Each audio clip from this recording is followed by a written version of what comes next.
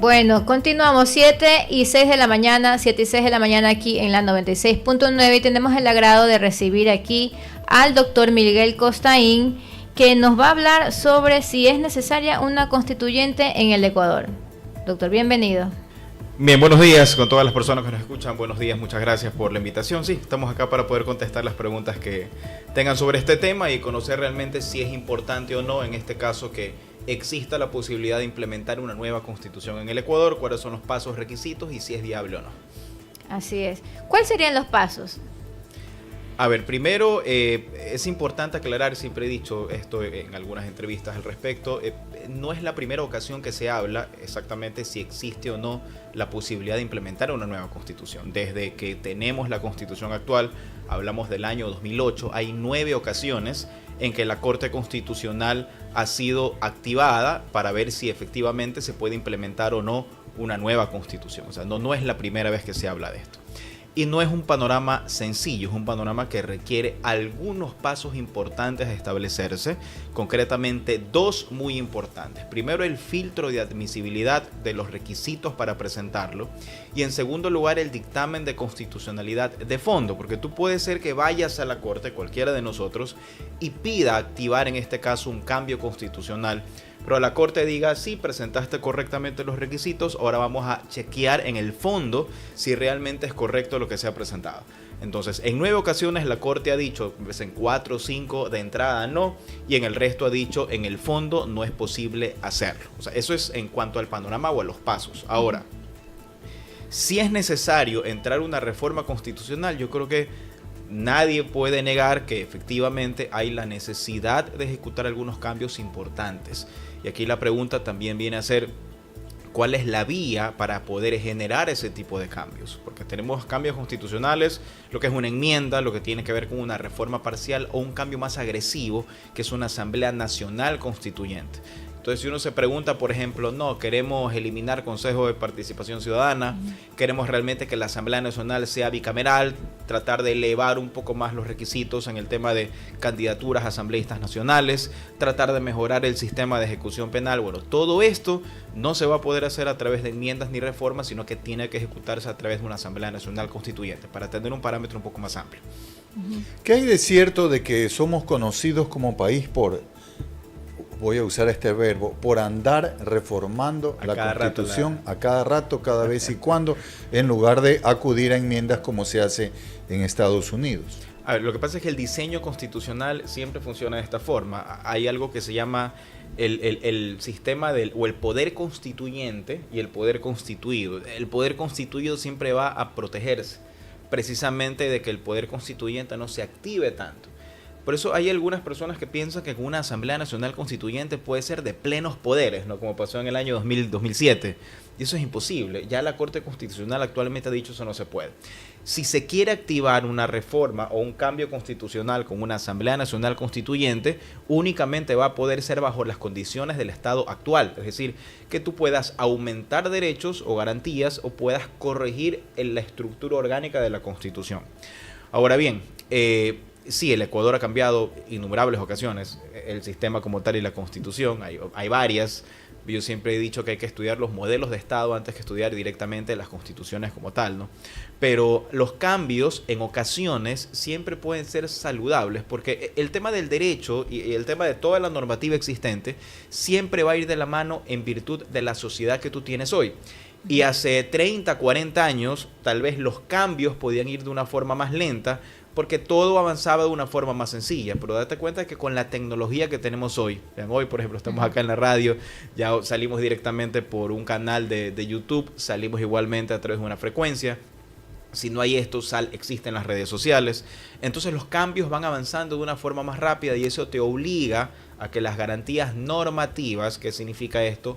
Que la adaptación de la Constitución a las normas infraconstitucionales tienen que ir de la mano de una forma mucho más rápida. Entonces, sentarse en una mesa y hablar que hay cosas que hay que cambiar, yo creo que es indiscutible. Hay cosas que no funcionan correctamente y es necesario entrar a cambiarlas. Y hay otras cosas que evidentemente podrías eventualmente sí analizarlas de una forma indicando que son correctas y que tienen que mantenerse. Pero hablar de un cambio no lo veo mal, es saludable. El tema es cómo se lo haga y qué pretendas cambiar. Yo creo que por ahí va la pregunta. Hay cosas que definitivamente se necesitan hacer cambios por asambleas constituyentes.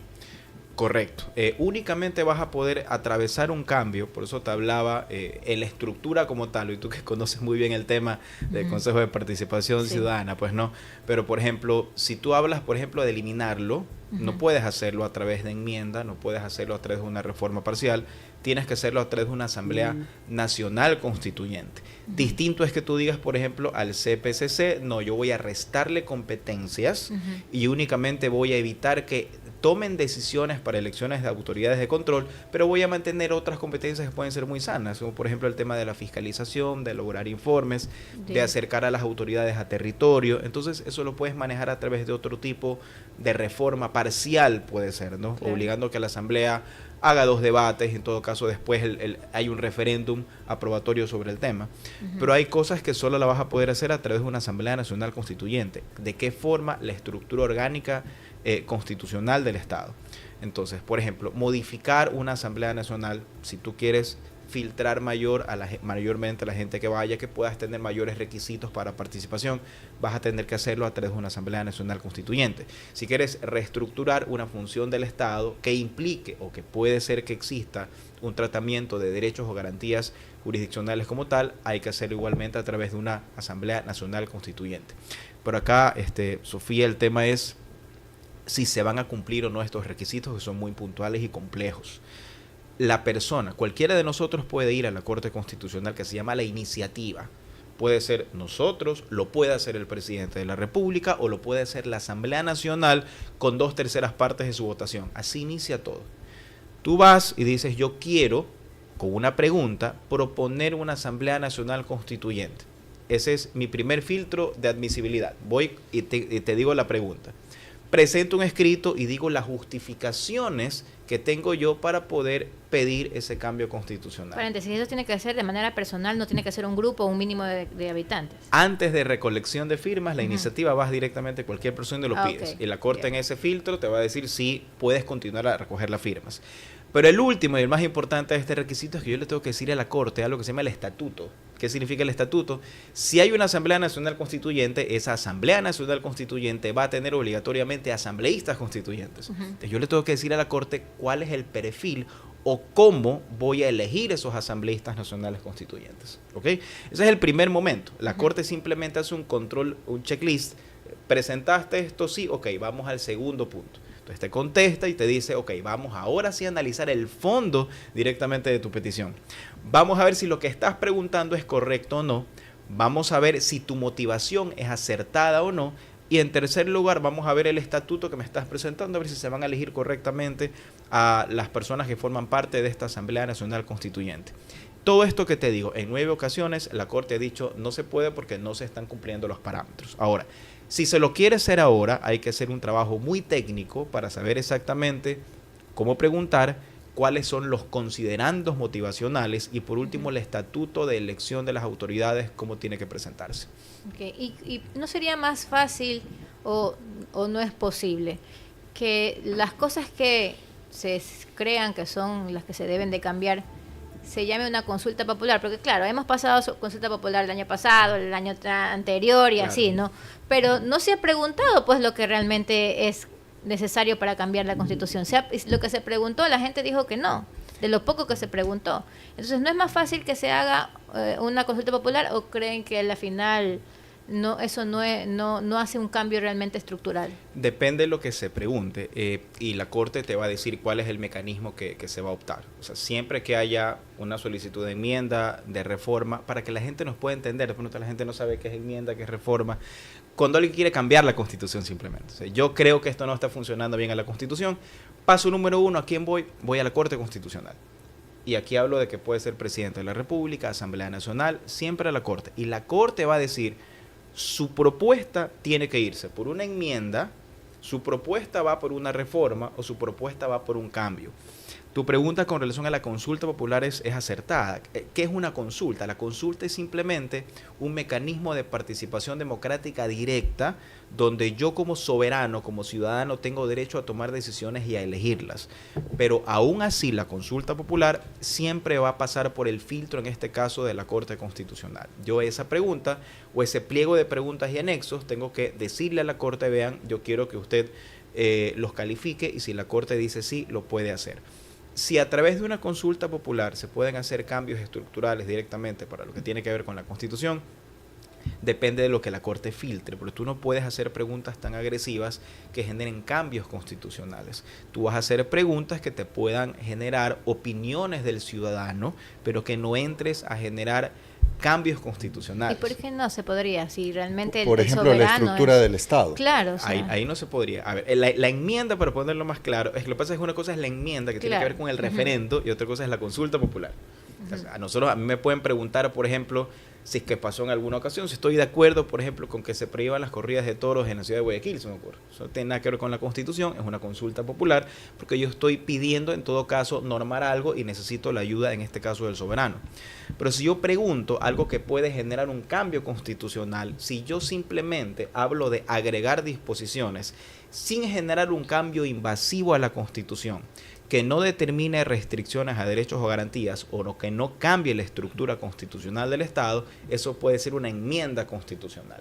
Y el camino se llama un referéndum. Es decir, que nos dicen a nosotros, a la gente hay que decirle a veces que se acuerde mucho cuando va de pronto a las urnas. Porque, por ejemplo, en uno de los últimos referendos o consultas, habían 10 preguntas. Si tú tenías 5 preguntas que decían referendo. Exacto. Y 5 preguntas que te decían consulta popular.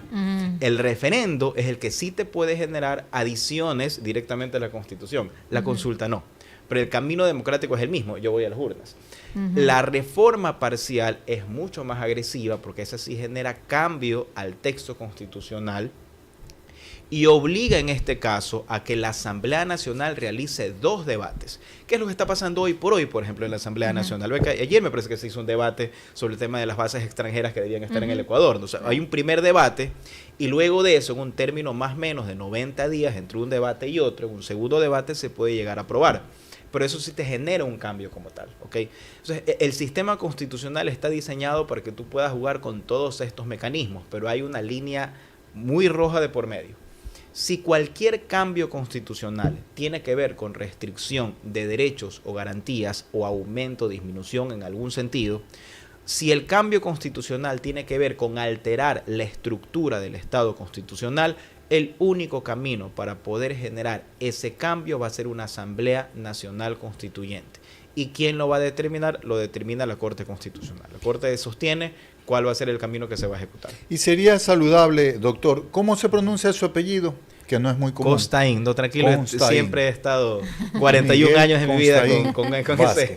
Le ponen el acento en la I. Yo le estaba poniendo el acento en la I. No te preocupes. Pero hay quienes sí lo escriben así.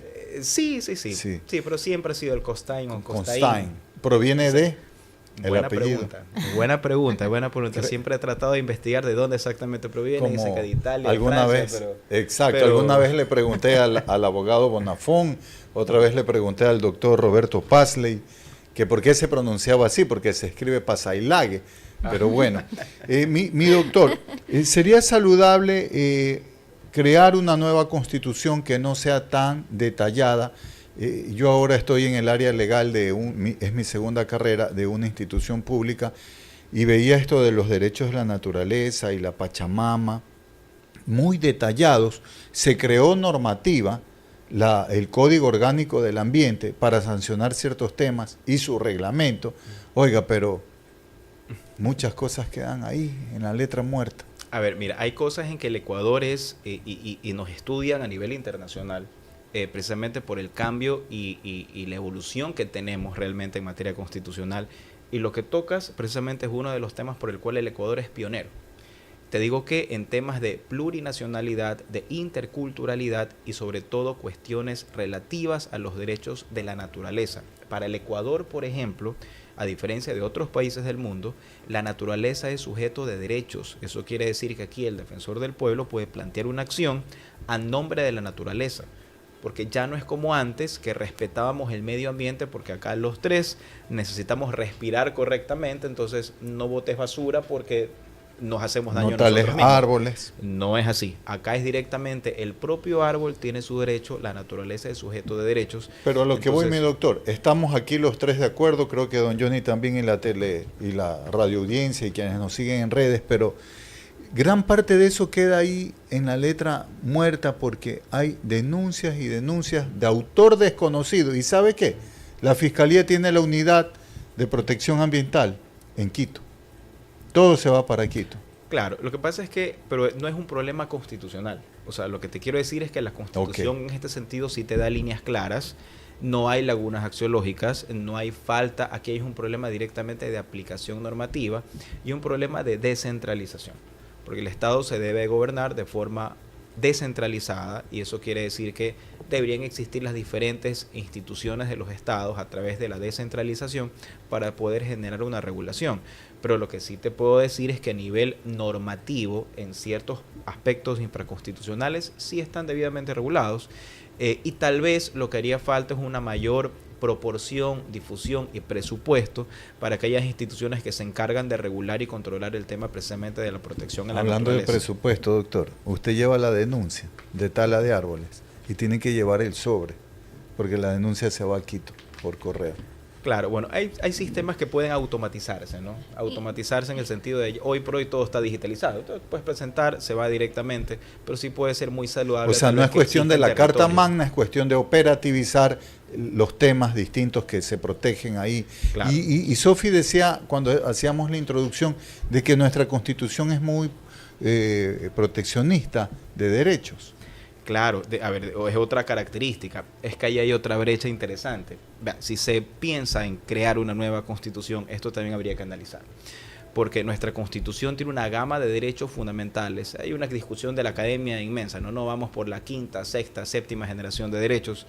Yo he opinado, que es lo que incluso tengo escrito, que hay una quinta generación de derechos establecida, pero hay una brecha importante, porque una cosa es lo que diga la Constitución en su categoría dogmática de derechos, y otra cosa la accesibilidad o el acceso a la justicia que yo pueda tener para poder respaldar ese derecho.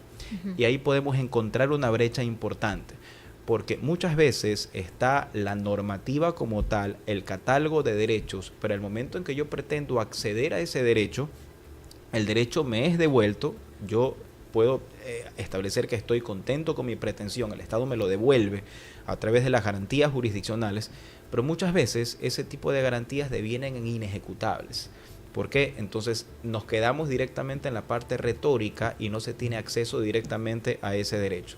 Habría que fortalecer de cierta parte a nivel coercitivo el hecho de que cuando exista una decisión de esta naturaleza, el Estado se vea rápidamente en la obligación de cumplirlo.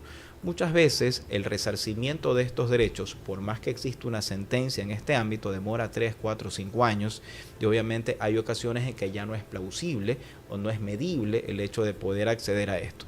Y de la misma manera, quiero ser claro con esto, así como hablamos de que hay un acceso más tangible y rápido, también debería existir una modulación más fuerte y específica desde la propia Constitución, no de la Ley Orgánica de Garantías Jurisdiccionales y Control Constitucional, desde la propia Constitución, para poder modularlas y poner mucho más claras las líneas rojas sobre la presentación y de todo lo que tiene que ver en el sistema de las garantías jurisdiccionales. Esto es un tema que hay que abordarlo en el evento en que exista alguna Asamblea Nacional Constituyente, como otros temas que también pueden ser importantes y necesarios de abordarlos. El tema de la ejecución penal en el Ecuador, hay que abordarlo. El sistema de reinserción y ejecución no está funcionando tampoco, y hay que volver a diseñarlo. Se entiende que las medidas de aseguramiento preventivo o incluso las propias condenas en todo sistema de procesamiento penal, según nuestra Constitución, tiene un sistema de reinserción y rehabilitación. Más o menos, toda persona que va a un centro de privación de la libertad es para ser rehabilitado, reinsertado a la sociedad. Pregunto yo, ¿esto se cumple o no se cumple?